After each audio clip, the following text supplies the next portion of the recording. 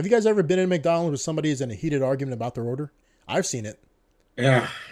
In the US, I've seen it where people are in the Mm. McDonald's and they're complaining about something's cold or Miss, or somebody miss. or that feel This like ain't my order. something is there's not enough nuggets in here or I've seen people arguing about their orders in the McDonald's in America.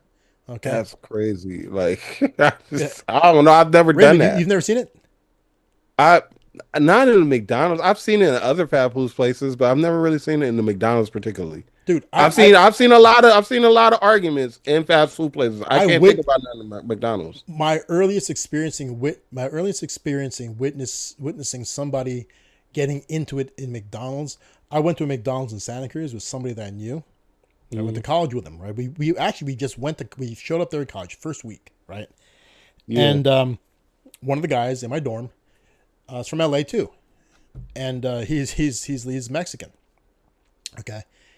And so we're at McDonald's in Santa Cruz, and he used to work in a McDonald's. I guess that's what we found out. We found out that he used to work at McDonald's in high school, and he became like a shift leader or something like that.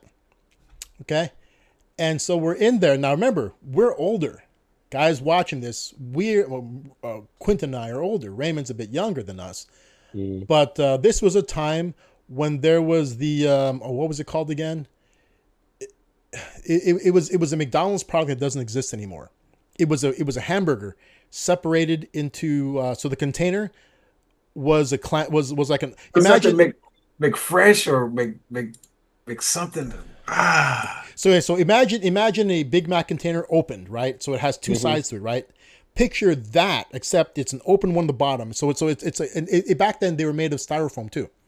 So it was a two compartment bottom and a two compartment top. Okay, the McDLT? It was called the McDLT, I think. yeah. What does DLT stand A for? McDonald's lettuce and tomato. So McDonald's has shredded lettuce on their burgers, right? Little shreds of lettuce. See, so the McDLT was an effort by McDonald's to have a burger with like hand leaf lettuce and a thick cut tomato on it. Keep the cool side Cool cool and the and hot side hot. That's what it is. So on one side was the bun that had the lettuce and tomato on it with some sauce. The other side was the bun piece that had the meat and the cheese. So they gave it to you separated so that it kept the cool side cool and the hot side hot. It was the McDLT. Yes. Okay, that's when this is the time they did that, right? And this friend of mine ordered a McDLT. Okay, they couldn't give it to him because they ran out of tomatoes. They had to slice these tomatoes, so these were not pre-sliced. They had to slice these, so they didn't have fresh tomatoes. They wouldn't give it, and so that's when he just went ballistic. And we weren't expecting this, right? We had no idea that this is the first week we're meeting this guy. Okay, and all of a sudden, he's like citing ordinances to them, like paragraph 7 of the McDonald's handbook, right? He's just going off. So they should never ever be out of anything. Okay. So if you're out of tomatoes, so if you run out of tomatoes there, you have to send somebody to buy them in the market. You can never not have a McDLT to give. So he was telling them, it's like, so he revealed himself to be like a shift manager at McDonald's. And so that he hit them with that. Then he indicated he cited what time of the day it was, and he pointed out how many items are under heat lamps, and he's saying that stuff should all be tossed because it's been there too long. I mean, like he just went on. I mean, like he became the McDonald's Nazi.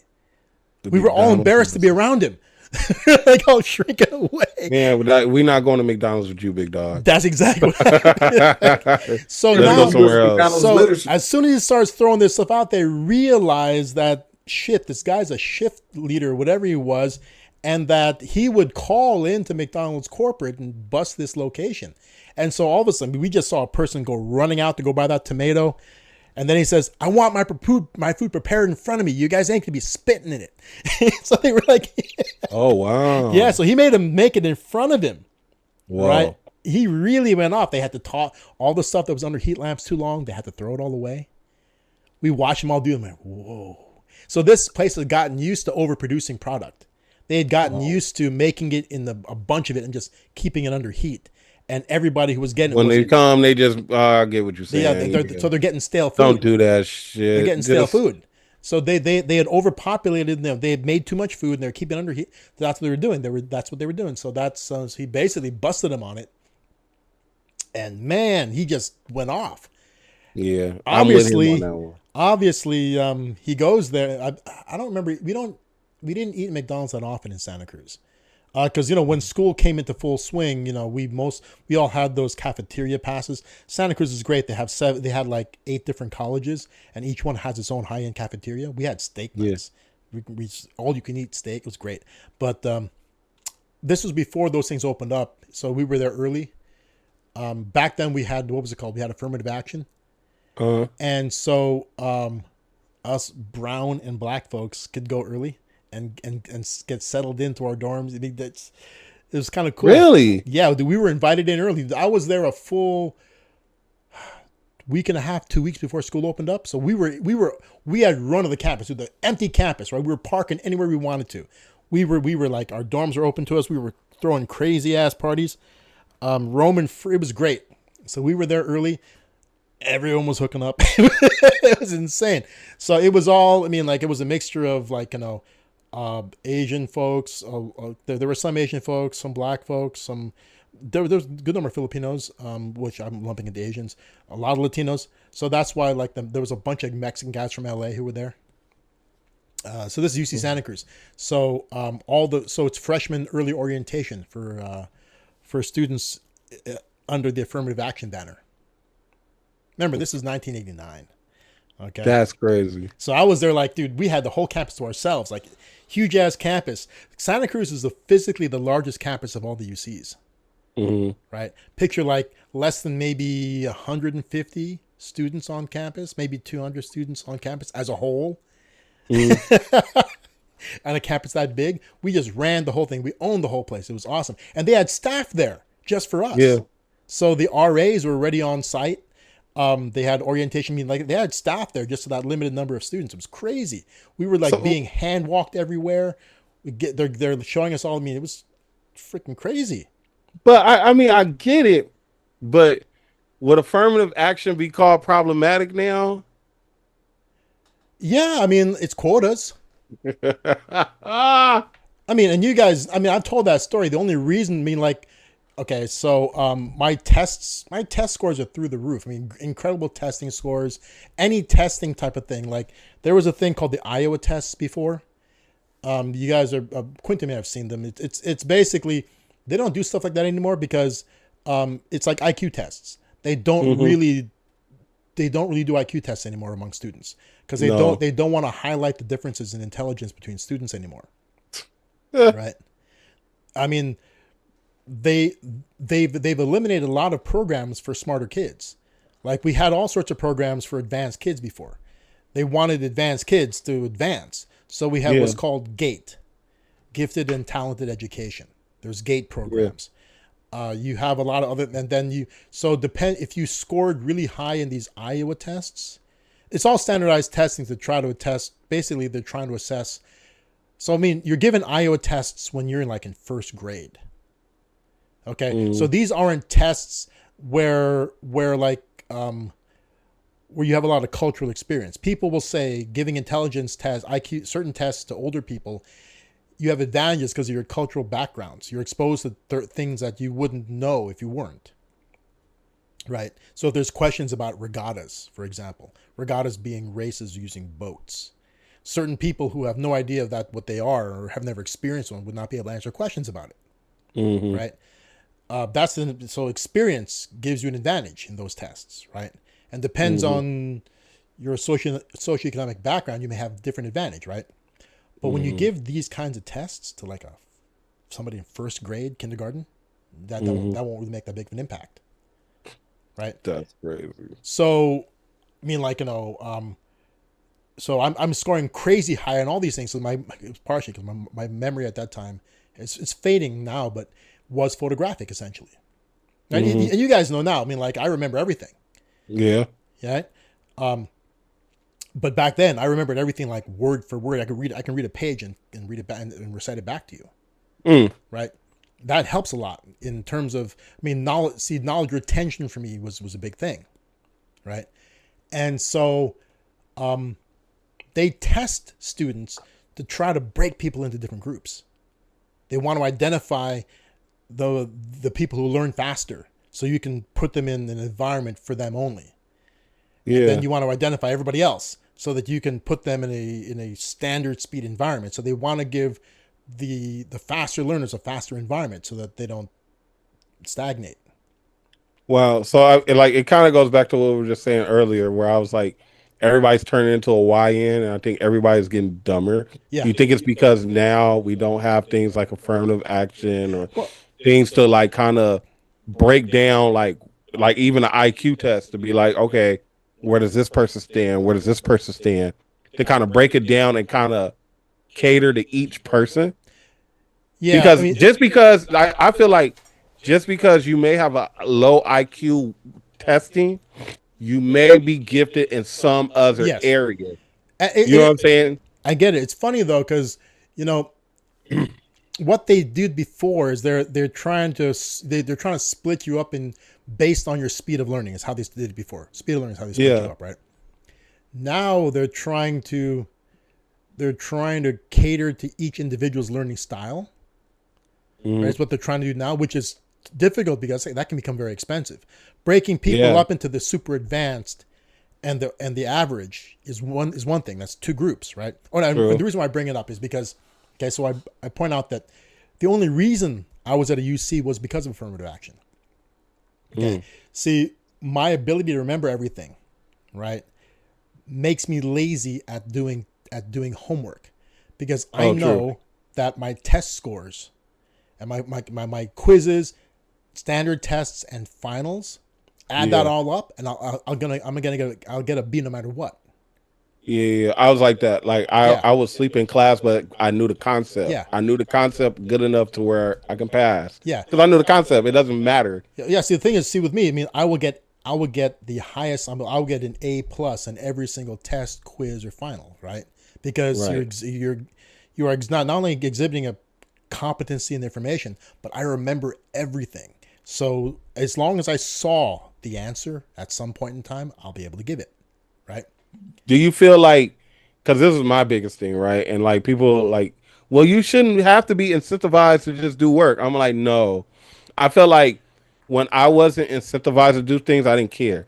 So like if I was like, say for you, right? If you were incentivized to use your photographic memory to do certain things in college and say like you were paid for it, right? Like just like right, right now some of these kids are getting paid millions of dollars to play football. If they had something for you where you were getting paid to do it to go to college, would you applied yourself more? Well, here's the thing. So in high school, right? So I knew that I would definitely get at least a B in everything by not doing, if I didn't do any homework, right? I would get 0 points, because homework doesn't make up a big enough percentage to really matter. See, unless that's the problem, unless you're trying to get into a highly competitive school. See, that's the problem I had. See, I didn't think far enough ahead. Yeah. Right? I mean, but what was hilarious is that I had somebody, my grade level coordinator, help me out tremendously by pulling strings to people he knew to basically bring me to the attention of these colleges as an individual, rather than as just a name coming through, right? So he pulled some strings to have them to look at me harder and say, like, hey, look at this kid's SAT scores. Look at his IQs, his IQ test. They give him so they're looking at that and they're like, okay, and like look at his grades and realize he got those grades without doing any homework at all. Yeah. Right. That's not necessarily a good thing, but basically they were able to look at me as an individual. That's why I got into a few UCs. Normally they wouldn't have taken me with the grades I had, right? But he also made he advised me to use, obviously I'm not white, right? So he advised me to use that to my advantage. Add all those things I just told you to the fact that I'm not white, and apply through affirmative action. I mean, affirmative action, see, I would have never gotten in without that. I mean, if they had looked even at those factors, oh, look at his SAT scores, blah, blah, blah, blah, blah. Look at all these things. If I was not, if they didn't have the, there's quotas to fill. We need more of what he is, right? We need, and need more Filipinos. See, the thing is though, I probably took a spot that probably could have gotten to a worthier person. No, I get it. I mean, under my color, right? Because like I was highlighted that, so not only am I from an affirmative action, I'm being looked at as a person too, an individual person. But yeah, I mean, if it wasn't for that, I wouldn't have gotten in, probably.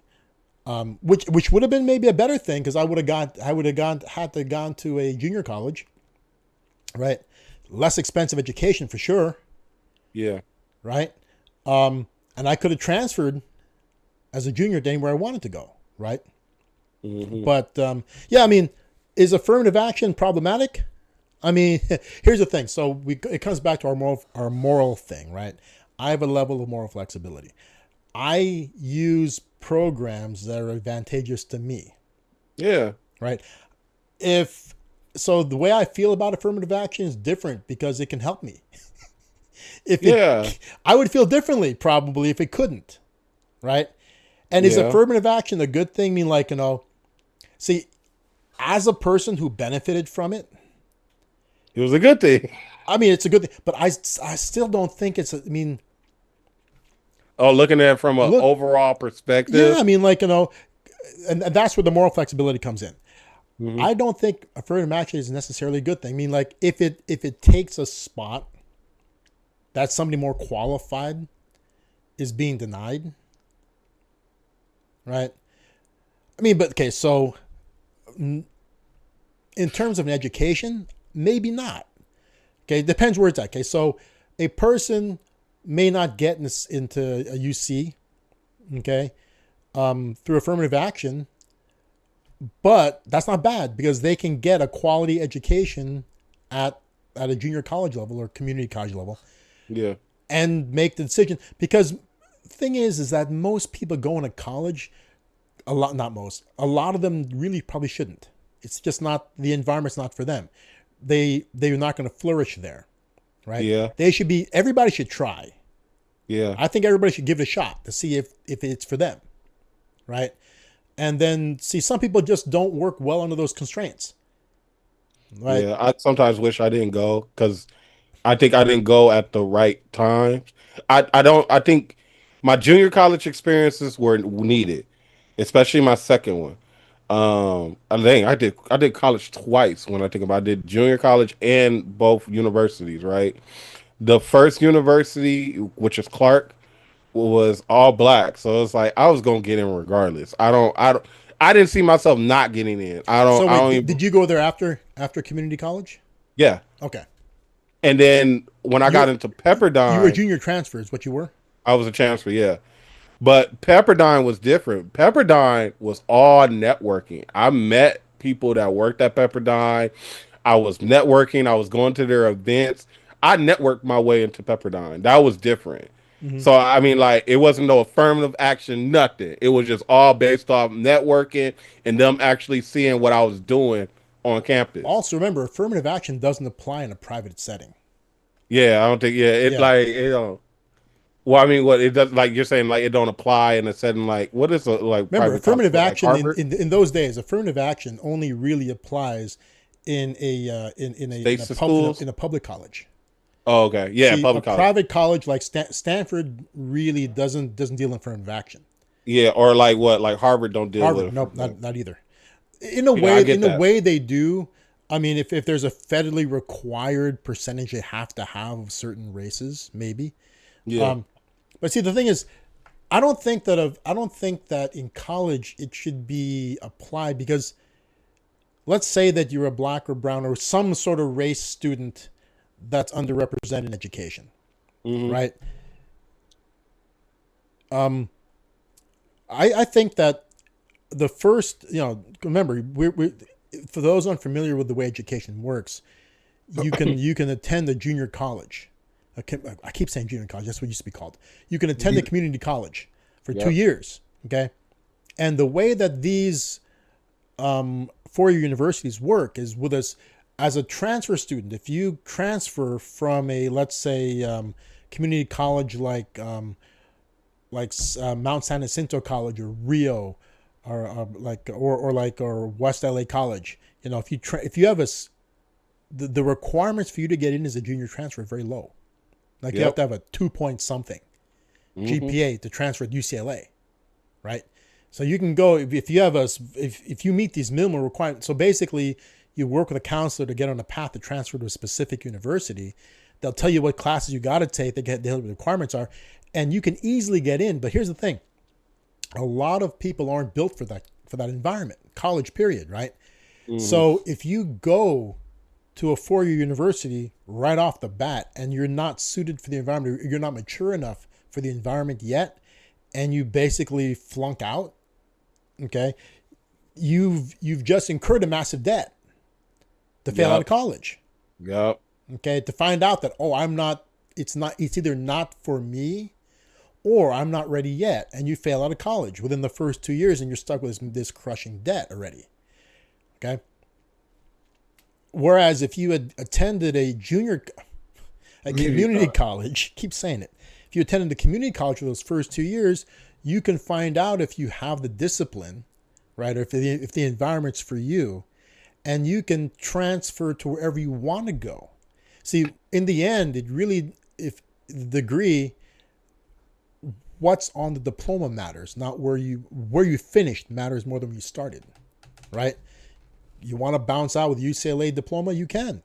You can start at West LA College and you can graduate at LA. You can graduate in San Diego. You can graduate in Santa Barbara, Santa Cruz, Berkeley, anywhere you want to go. Okay, especially now because a lot of attendance can be digital, right? So before, you can start at a community college in LA and you can transfer as a junior into Berkeley as long as you can live there. I mean, like if you can make it work, you can find a place to live up there, attend your last 2 years, graduate a Berkeley degree, right?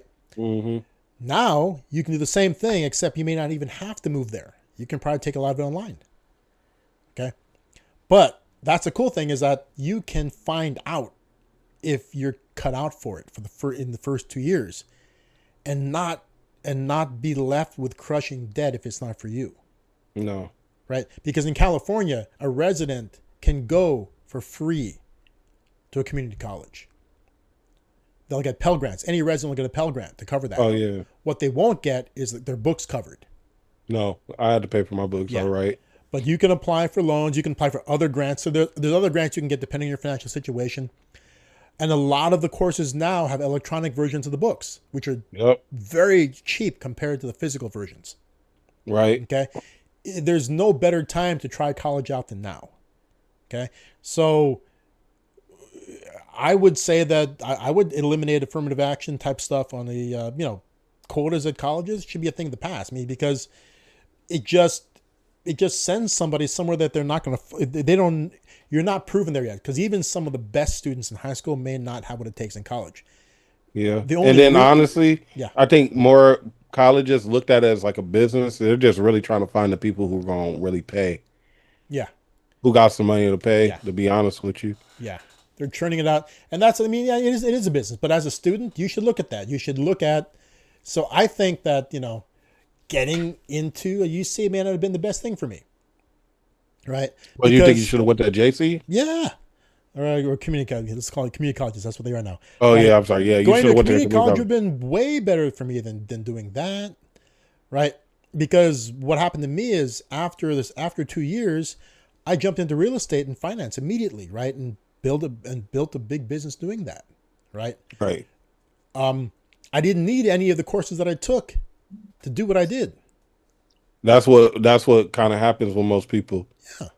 Yeah, I get it. So, some of the accounting stuff maybe helped me out. I mean, like now in what I do as a consultant, some of the stuff that I took is helpful. Marketing, consulting, some is helpful. I mean, marketing and accounting is helpful in what I do now. The experience is helpful in what I do now.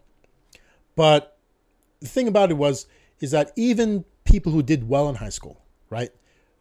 Part of the reason why they did well, and so I lacked the discipline because I knew I could get by without it, right? I could just, as long as I read the material. So in high school, I definitely did all the reading. Give me the material, I went through it all because I knew that that's what it would take to get me to pass, right? Mm-hmm. I would never skip on that because if I didn't do that, I wouldn't be able to do what I did, right? Now, students in high school who had to do the reading and do the homework and do study groups to get good grades, and a lot of them got really great grades, like those perfect GPAs. A lot of those people did that. They did the reading, they did study groups, they did all their homework, they did everything, right, to be able to get those awesome grades. The discipline that they had was because maybe it was enforced, right? In their household, they were enforced. Like it was kind of an expectation. I knew people who got great grades in high school, went to college because I roomed with a lot. I mean, I was at it. I knew a lot of them in college, right? That all faded because now they can go out and party whenever they wanted to, any night of the week they wanted to. They didn't have to show up to class.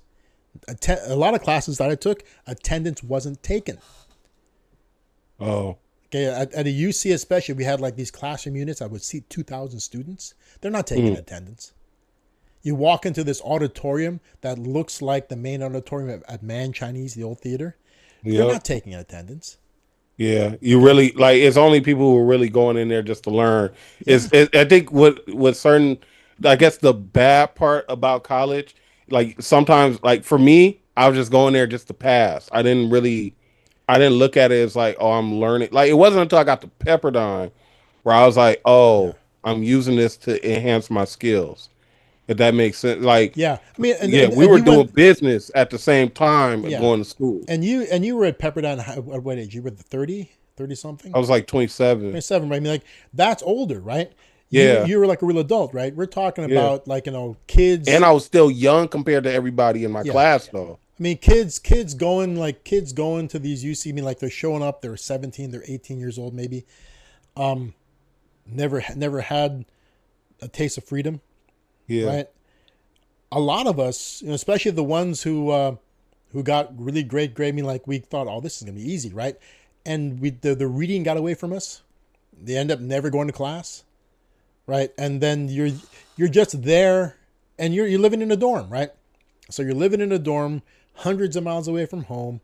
There's the only adult. I mean, technically we're all adults now, but the only real adult is your RA. Okay, who basically I've come to realize that RAs are students who didn't want to leave school. See, most of the RAs are graduates. I mean, like one of our RAs was in their like early 30s now, has gotten a master's. They're getting a PhD. They've never left the academic environment. They loved it so much that they continue to live on campus because they like it. They're never going to work. They're going to keep taking advanced degrees until they can no longer hacky sack. I mean, it's Santa Cruz. Hacky sacking is, I mean, like a bunch of dirty-footed people hacky sacking is Santa Cruz, right? And so, I never experienced RAs, to be honest with you. You never had them? I didn't never lived on campus. Oh, okay, yeah. Living. Okay, but see, this is what I'm talking about. The difference between, to me, and that's what I'm saying. So when I say going to a 4-year, we're talking about leaving and living on campus to go to a 4-year, and that's why the bills rack up. Yeah. Right? Because dorms aren't free. Nope. Right? You pay for that. Right? So not only are you paying for the education itself, you're paying for the accommodation. Right.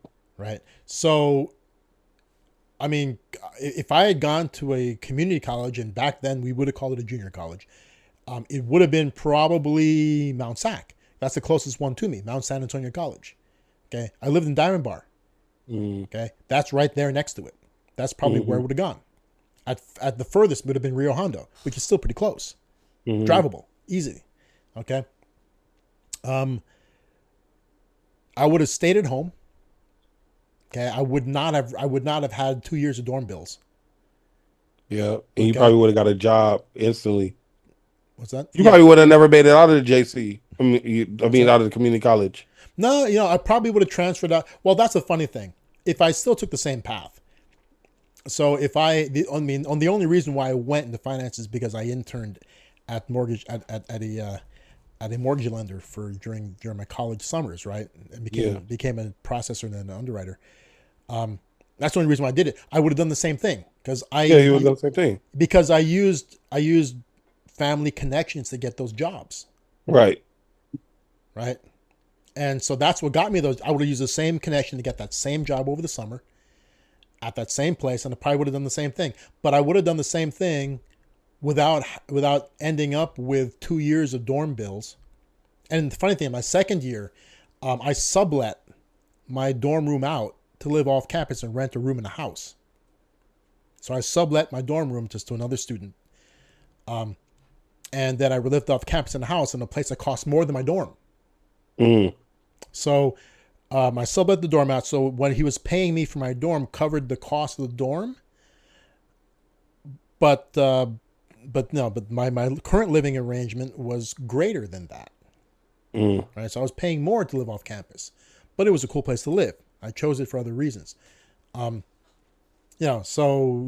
I would have left with same level of education finished, but at least I wouldn't have had, number one, that expense. And then of course, the tuition is different going to a 4-year to a UC than it is going to a community college, right? Hell yeah. Pell Grants would have covered everything community college, right? Not at a UC, right? Mm-hmm. So I would have given it the college try and left debt free. Right? It's a big difference, right? And who knows? I may have done better in the classes, and I may not have gone into finance. And so I may have stuck it out and probably gone to finance anyway. But who knows? It's always a who knows type of scenario, right? But so in that kind of environment, yeah, I would say that having programs like affirmative action, I don't think that for a student of color, it should make a difference. I mean, I think I would rather advise a student of color to take the community college route. I think I'll tell everybody to take the community college route. If you ain't got no bread, I think if you ain't got no scholarship, right? So if you got no scholarship, no bread, go to community college. Yeah. So I don't think that. I mean, that's not. I mean, that's not me. But where I think that affirmative action.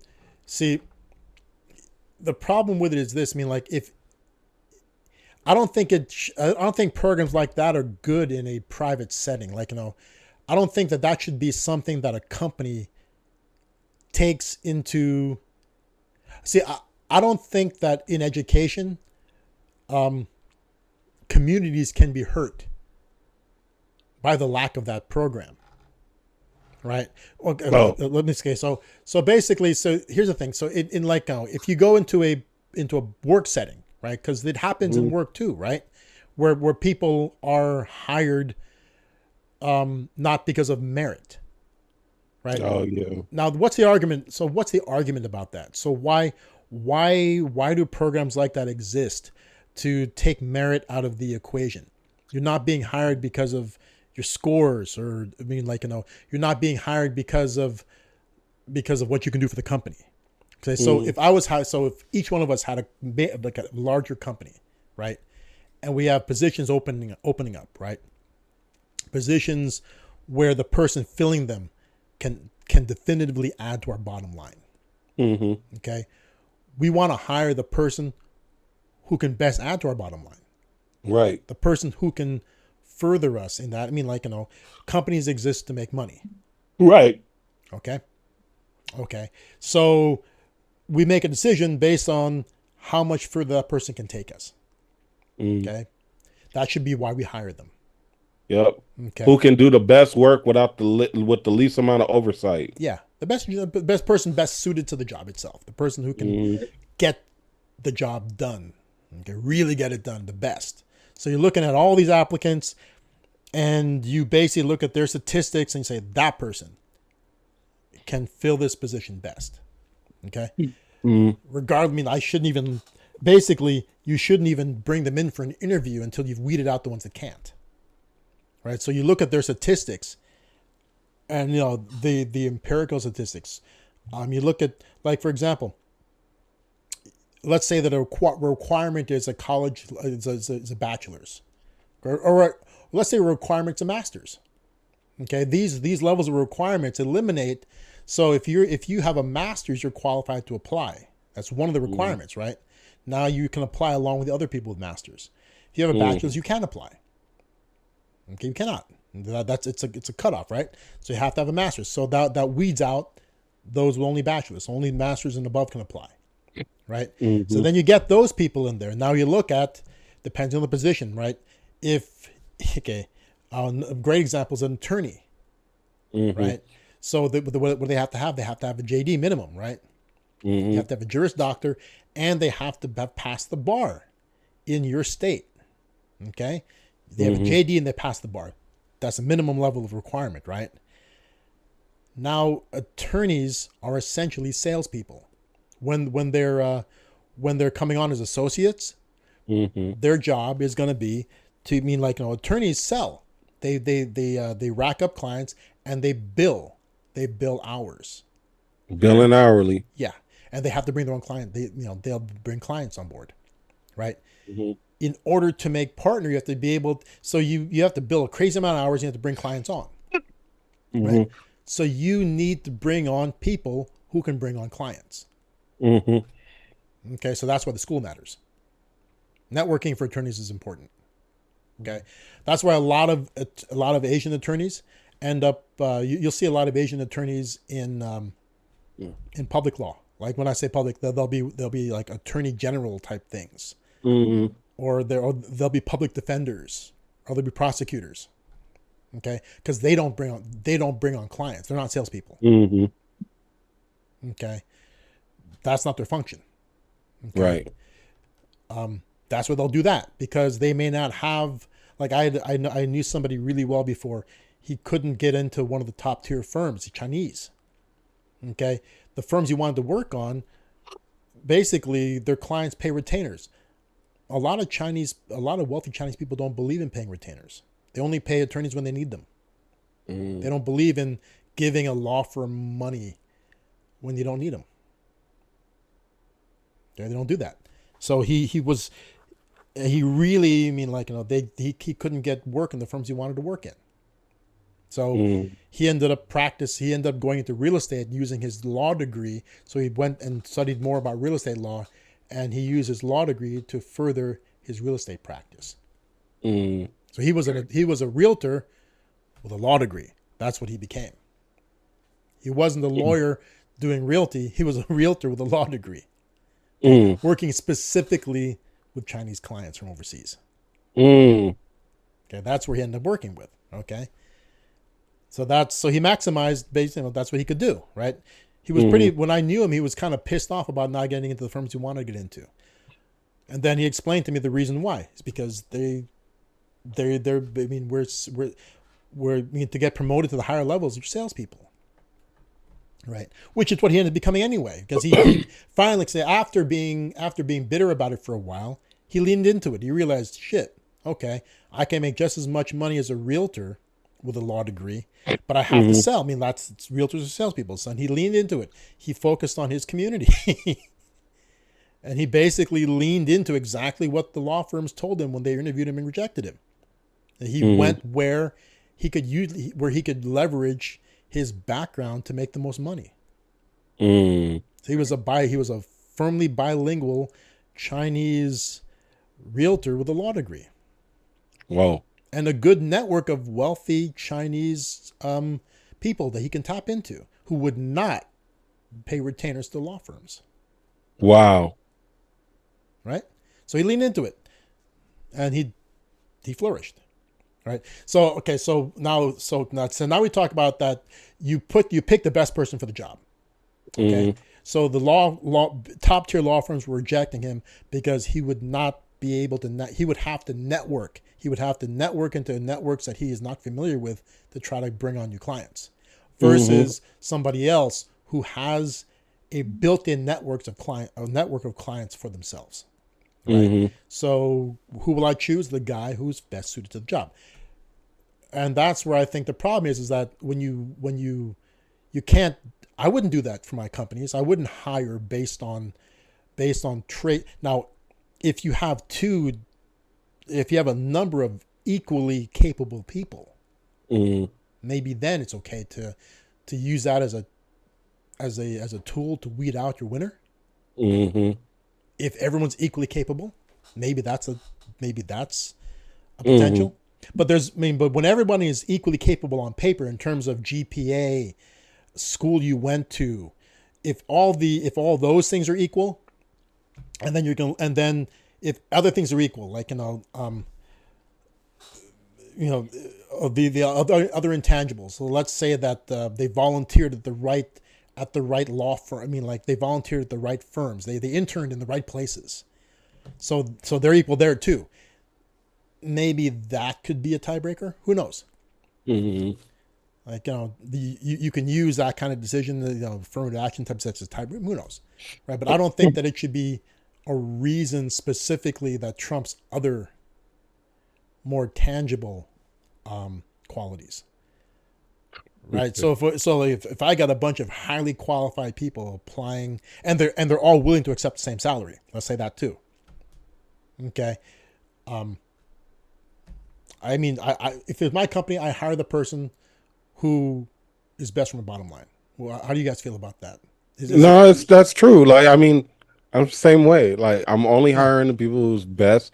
Like, that's why I looked at my experience. I'm only hiring people who I have to have the least amount of oversight and that will get the job done. And at this point in time, won't steal. We just had this. We just had somebody steal 114 beers from a restaurant. It was crazy. Really?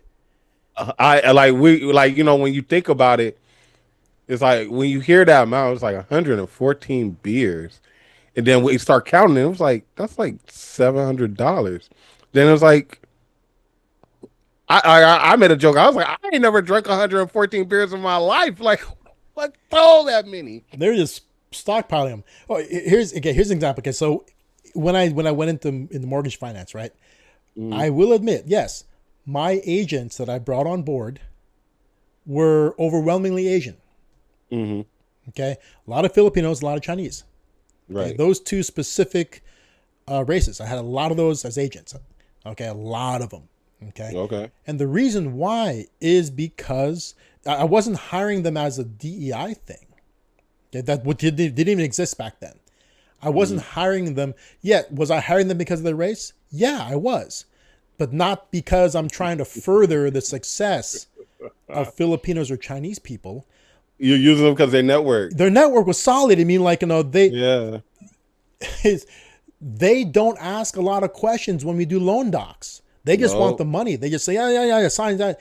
When you try to explain loan documents to them, they rush you through them. I know that, but you have to say it. I mean, you say what you have to say minimum to be legal, right? Yeah. But as long I told you this. You told me know. They rush you through it to sign. If they could, they just want you to say here, and get them a check, right? Yep. See, whenever I dealt with traditionally American clients, a lot of my Asian agents were dealing with people who just got here. So Filipinos just arriving within the past 7 years, okay? Chinese people who may not even be here yet, right? Buying properties over here in preparation of arriving, right? Right. They really don't care. I mean, they just want to close this deal. So, but when we deal with Americans, let's say a third generation Filipino, second generation Chinese person, or any standard American, they got questions over and over. I mean, so many questions to get the deal started. So many questions to sign the doc. I mean, doc signing for an American would take 10 times longer than for a newly arrived Asian. It's insane, right? And and a lot of them aren't loyal. They'll switch. I'll be processing a deal. I'll be processing a mortgage for someone. Somebody I got through regular marketing channels, right? Through marketing channels, and partway through they ghost you because they leveraged to get a better deal through some other mortgage company. Right? No, what happened? Right? Whereas when we're dealing with clients generated through my Asian agents, Yep, ain't no shopping around. They yeah, dude, going through you. it's somebody's niece, nephew, aunt, uncle, firm referral from a friend. I mean, like, to This guy good. You use him. yeah, to ghost you would cause like a rupture in their family. They won't do that. I get it. Yeah. That's the type of people I want to do business with. That's why. That's what I'm talking about. That's why. Not because I'm trying to further a race of people in the No, in the I'm industry. just trying to do easy business. Yeah, I want them. Man, they be making it racist, Armand. That's what I'm talking about. Everything is always racist. No, It's about this paper. It is. I'm trying to make easy money right now. Like we would. You want to make it difficult. And it's funny. We always had that comment. Our escrow officers who would be there to supervise all the signings. Yeah, right, they would always comment to me how easy it is to do the signings for my clients. Man, they always say, man, they never had easier clients than the ones that I brought. Yep. Like, they would tell me stories of, like, and family members of theirs that they're doing the things for. Man, they ask so many questions that keep us forever. And then, see, the funny thing with my clients, a lot of times they do things on site. So we would do their docs at their homes. So the escrow officer would actually have to go out there. My clients would actually make food for these people. So they get out there, there's dinner for like they're getting treated me like it's like hospitality. Yeah. Man. And that's why, that's why I do it. Did I have regular American agents? Yeah. Thing is that they're agents. So to me, I hire everybody because it doesn't really cost me. I may have to provide a desk, but I don't. They're all they're W-9 folks. They're 1099 employed. They're 1099 contractors. They produce, they get paid. They don't produce, they don't get paid. And so what ends up happening is the only ones who end up lasting are the ones with networks. The Asian ones. You know what, Armand? I just realized, it's no offense to nobody, but getting rid of not affirmative action, but getting rid of DEI is making America great again. It allows you to do stuff like that. And not have to deal with it. And it's funny though. I would dread running a major firm in this climate. DEI is beginning to loosen up, but could you imagine running a major company during the height of DEI, where your people are being forced to hire people that really don't. I would fight against it tooth and nail. You're not gonna tell me who I can and can't hire. Yeah. You're not gonna make me hire somebody just because of their skin color. Yeah. You're just not. And at the end of the day, that's not saying that I don't like hiring people that look like me. I love hiring people that look just like me. But I'm just saying, like, if they're the best people for the job. If somebody, like, if it comes down to this person that look like me, but then it's this other person that don't look like me, that work harder, might do it for less, and I know he not gonna steal, I'm taking him. Like, you know what I'm saying? Yeah. Like, you know what I'm saying? Like, I remember when I worked at FedEx. It was this I remember I used to work with one of the managers, and he showed me the hiring process, right? And like, I remember he looked at this one girl's resume, and she had like graphic design elements, and he was like, yeah, I can tell she's gonna be somebody who steals. And I was like, and I had to think about it. I was like, oh, shoot, yeah, she might steal. And you know what I'm saying? I thought about it, and it's like, you can look, like, remember I told you, like, I had a little system when I used to hire people. I had like a little star system, right? A lot of times out the star system, there weren't a lot of people that looked like me that passed the star system. It just happened. And it is what it is. You're not going to make me hire a 3-star recruit over a 5-star recruit just based off of race. I'm sorry. That's racist right there. Yeah, it's sometimes racism. There's a thing about okay. So this is what I've experienced about racism as for myself. I never experienced a lot of it because if I did stand out as an individual, Mm. It wasn't because of something cultural. Okay, so you guys knew me before I was more casual, right? Like Raymond, Mm. you knew me towards the tail of my, like, I'm always in a suit Yeah. previously, right? And they're really, really elegant ones too, right? Yeah. So what makes me stand out is the fact that I'm dressed better than pretty much anybody in the room. I don't care who you Yeah. are. Yeah. Yeah. Yeah. You always stood out inside the room. Yeah, no matter who. I don't. It's that guy I in the don't. suit. Yeah, I don't care how rich the person is. My suit's always better than yours. I mean, like Right. 100%. Right. Like, Right. Right. okay, there's no problem. Yeah, well, yeah, well, there will be some people whose suits more expensive, but very rarely, right? And in the environments I worked in, that's good, right? When it comes to finance, I mean, like, yeah, that's a good thing, right? Mm. So if I stood out as being more suited.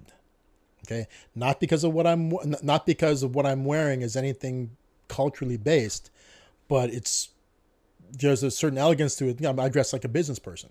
Okay, and that's the environment I'm gunning for, right? I just think that, okay, so there are cultural things that I mean, if I wanted to dress culturally Filipino, I could. Right? There's a thing called a barong. I think I've shown you guys it before, the Filipino formal wear. Right? Filipino formal, you never see Filipinos wearing, the reason why you don't see Filipinos wearing cultural formal wear in the US to non-Filipino events. I mean, you will see Filipinos wearing Filipino formal wear to a Filipino event. You will see that. Okay? You won't see Filipinos wearing Filipino cultural business wear or formal wear to an interview. Ever. Okay. And the reason why is Filipinos as a whole are a lot more open to assimilating. You don't see a lot of Filipinos in America trying actively to stand out as Filipinos. Okay. We've been coming here for a long time, and around the world, no matter where we go, we kind of adapt to the culture we're put into. Okay. We try to become Americans. Okay. We actively try that, right? Whereas I see people from other cultures who will go to job interviews wearing something culturally significant from where they come from. No. But you've seen it, haven't you? Yeah. Where somebody shows up like, what's it? Example, like let's use black folks, right? Was it a daishiki?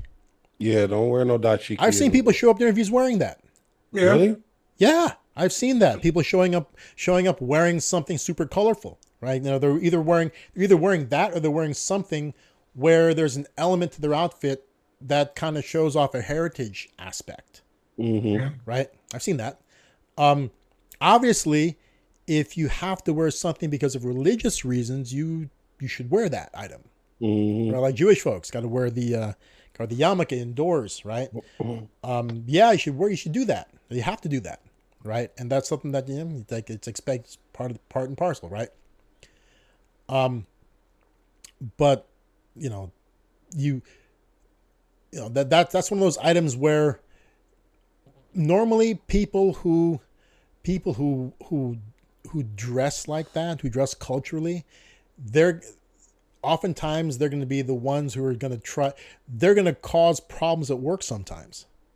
Yep. Right? It's just because, they're going to be assertive about things that are not necessarily work related. Oh yeah, yeah. It's just like if you walked in with a Mexican flag hat on in the restaurant, I'm gonna assume certain things about you. Yeah. If you walk in with a dashiki on, I'm gonna assume certain things about you. Yeah. If you walk through an interview with a MAGA pin, I'm also gonna assume problematic. certain things about you. I don't want somebody who's going to have strong opinions and who's going to get offended at every little thing that happens at work. Oh, Yeah, no. I mean, work should not be an environment where people try to offend other people.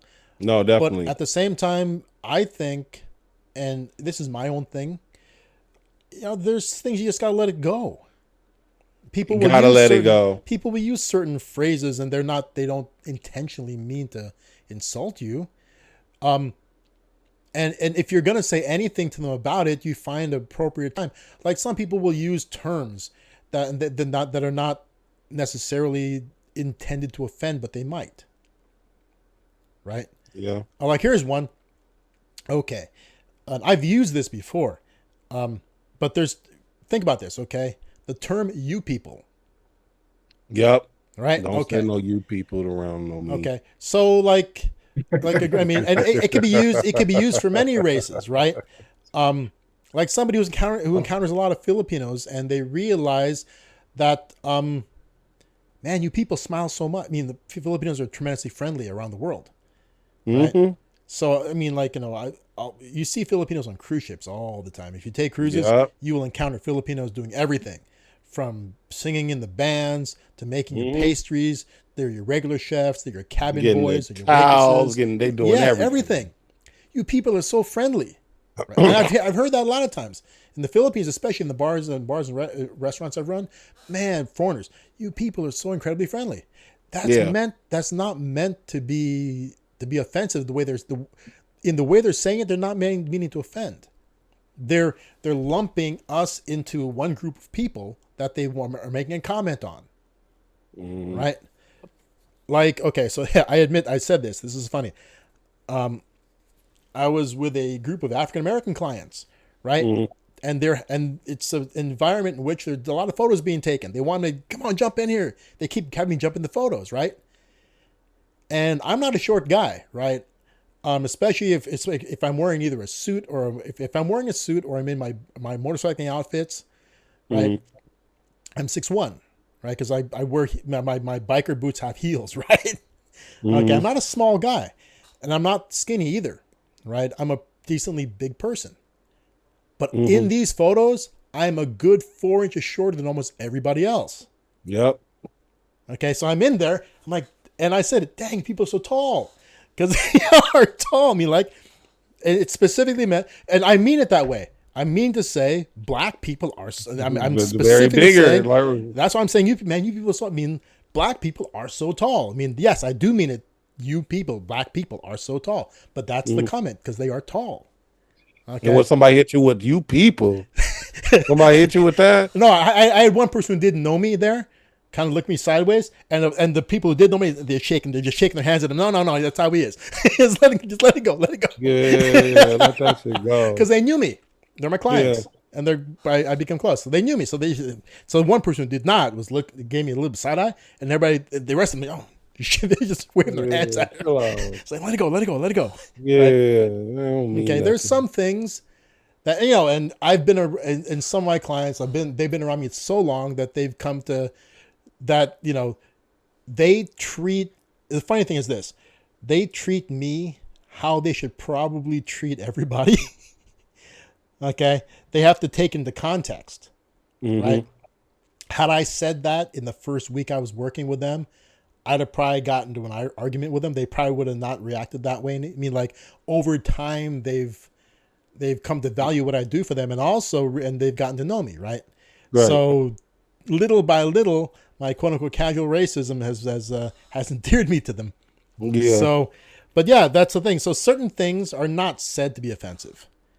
Right? No, it just sounds offensive. Yeah. See, the thing is, I just want an environment of mellow people who aren't gonna take offense to every little tiny thing that pops out.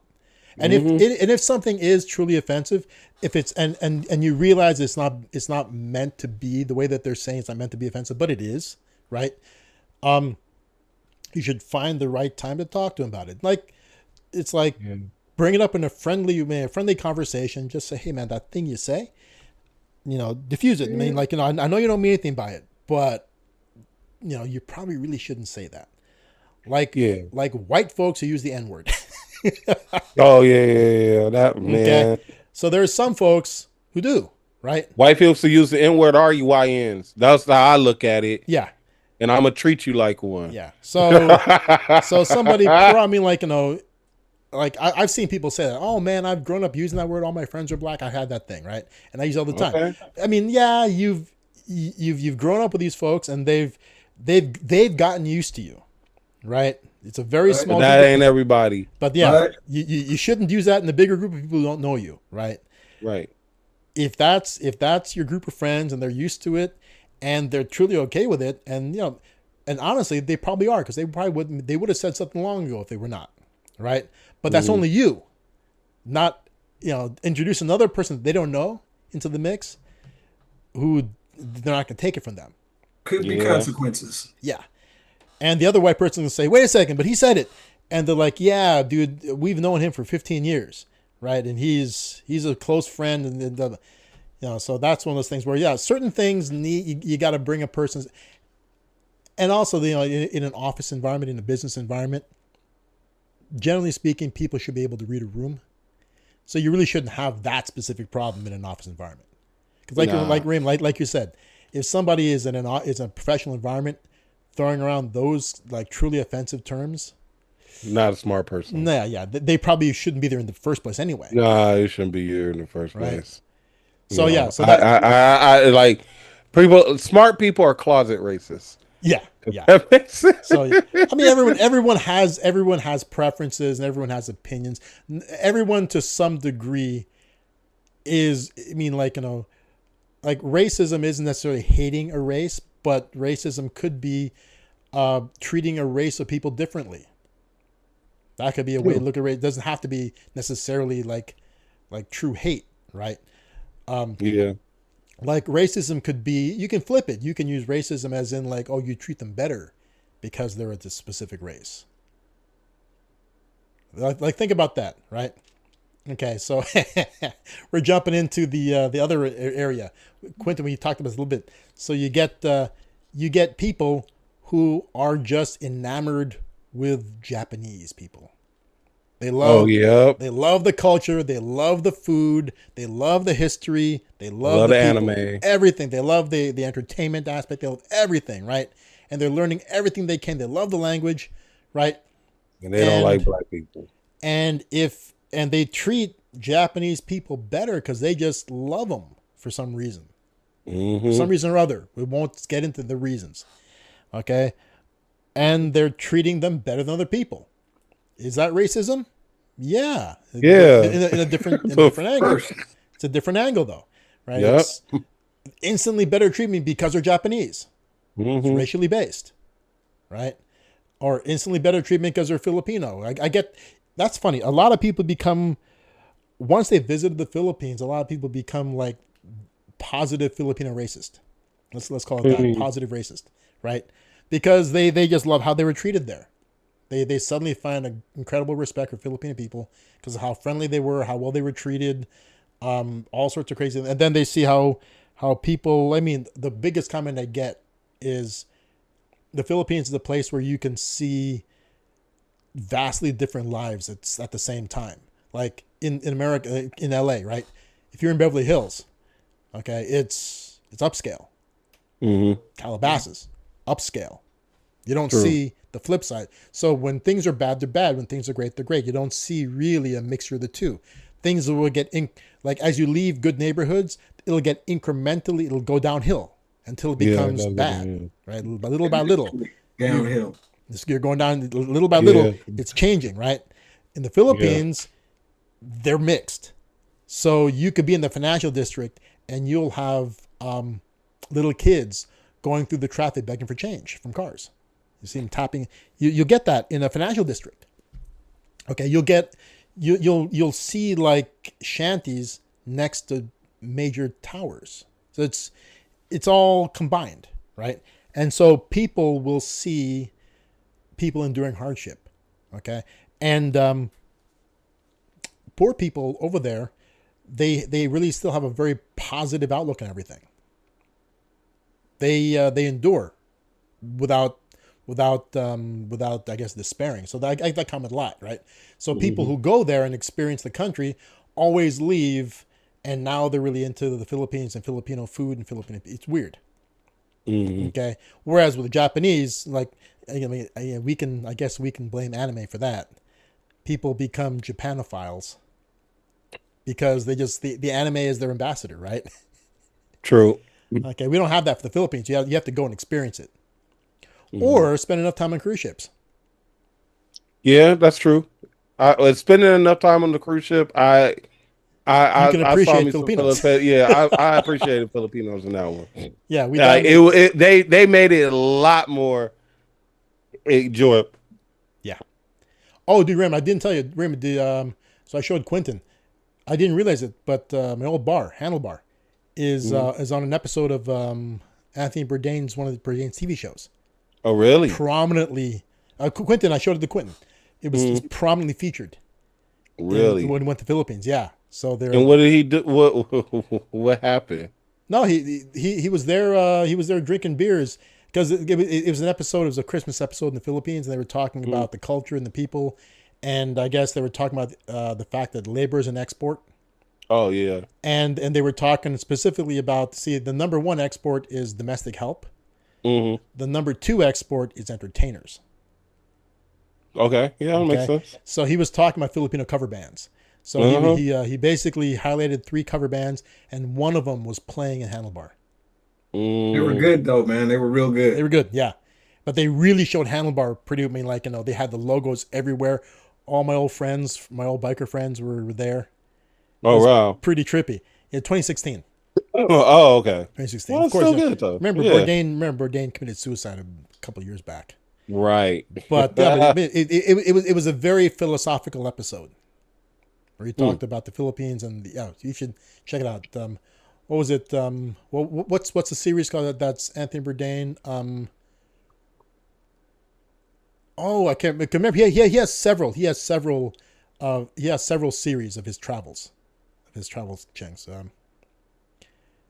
He has one called No Reservations. He has another one called I can't remember. I'll look it up. Anyway, yeah. So yeah, he talked about that. But yeah, race. I mean,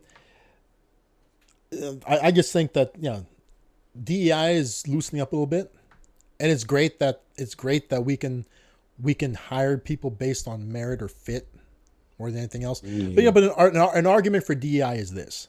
Okay, the argument for it is that by diversifying the workplace, you're giving opportunities for people to advance in fields that traditionally people from those backgrounds have not gained a foothold in. Mm-hmm. Right. But the thing is this, I mean, that's all well and good. But as a business owner, I don't want to sacrifice my bottom line to give somebody a foothold.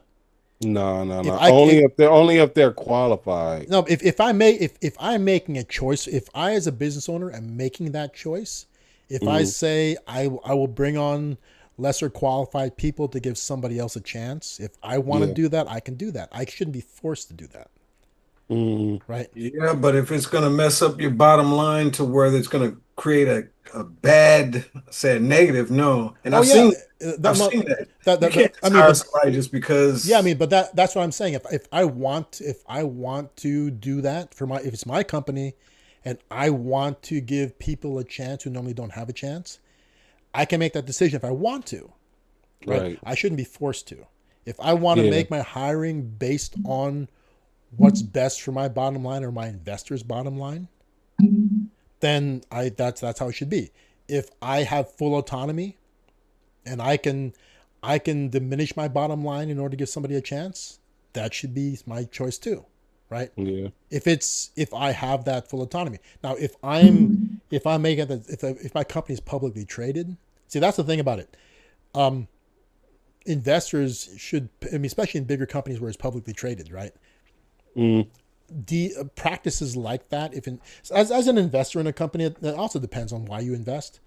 If you're an investor in a company looking to profit from your investment, you probably want your company to do better. You want the company, exceeding expectations, right? And if it's not doing as well because the hiring practices have brought on unqualified people, the CEOs can be changed. They're not permanent. They're employees. Right, even CEOs that own a huge chunk of the company can be changed, right? Based on the vote of shareholders. It happened to one that we all know big time, Papa John. Papa John owned crazy shares of his company. They made him liquidated, and he was forced out. He was relieved of his position. Of course, not only that, they made him. As Remy said, they made him liquid. They made him sell off his shares. You're gonna make me leave my own company. Lost your mind. I don't care what I did. Yeah. Lost your mind. Yeah. Not the company I built. Yeah, crazy enough, right? I'm going down with the ship. I mean, he left with a lot of money, but still, he didn't want to leave. And that's great upon him, because I can see the papa being like, you know what? I don't want to be on these commercials no more. I'm gonna take my money. I'd rather leave. I mean, a company that would do that to me. And the thing is, and what, as we later found out, the reason why, I mean, leaked. I think it was just audio. Leaked audio from team building exercises revealed the Papa using racial slurs. Yep. A racial slur specifically, but the reason why is he was instructed to. He was doing a training exercise. It was a training exercise, team building training exercise, where you were supposed to simulate a really deeply negative environment. They told him to use those specific words, and he did. That's crazy. You don't build a company full of haters. Yeah, well, they hate you. Actually, what had happened was this: is that the leak more than likely came from the company that was hired to facilitate the exercises. So the exercises were being done by a company they brought in to do the team building. They think the leak happened from their side. Oh yeah. And what had happened? That makes sense. What was happening is that his own company. Now, once again, his own company. You blame the board, right? His own company, instead of getting to the bottom of it immediately and trying to disseminate real facts, immediately made the move to distance themselves from him. We can't be here. We can't spend this one, Papa. Yeah, basically. Where it's like you could have spent it. I mean, was it that like previously? No, then? I mean, no. They could have spun it. They could have spun that. I mean, like they could have come out. They instead of immediately reacting to it, right? Because how bad could share value get, right? Instead of they should have. We would have got to the pandemic and look what happened. Yeah, they should have just investigated it properly, and then when finding out exactly what happened, come out swinging. It's like he was told to say these things by a company that was facilitating team building exercises. We were simulating an environment. He was told to do it. Other people did it too, right? Because they were told specifically to do it. Okay. Somebody leaked something that was out of context. It was out of context, right? It was like saying it's like saying these are words we can't use, and actually saying them. It's like these are words we cannot use, and here's the R word, here's the N word. You know, it's like it's. Papa, say the N word for us. It's a private environment, right? It's supposed to be something that it's just for the people in the room, right? Anyway, so they could have come out swinging, but they didn't. So they rather made Shaq the face of Papa John. So Papa bailed with a ton of money still. I mean, like, the guy. Papa's still making money. Yeah, the guy's still solid. But anyway, so I mean that's one of those scenarios where it's like, that's. But from a company's, I think they diminished since then. I think Papa John's has. I can't say if it did or not, but I think that as a company they're not as strong as they were back when Papa was running it. Yeah, because Papa knew what he was doing. He the one who ran. He the one who built this. Yeah, it was his personality. Started this Papa John shit. It's his personality. It's him. Like, and it's the brand itself didn't feel like a giant company. It felt like a person. Now I feel like Shaq's company. Well, he doesn't. Yeah. Does he even make commercials for it? He don't even eat pizza. Does he even make commercials for it? Yeah, he does. He was. Well, he was for a while, but now. And then he had the Shaq-a-roni, and they brought that back. Yeah, so I don't know, but that just, I mean, like, that's, I mean, a company where it's publicly traded, I mean, like, as an investor, I'd want that company to make hiring decisions based on how much money they can make me. Okay.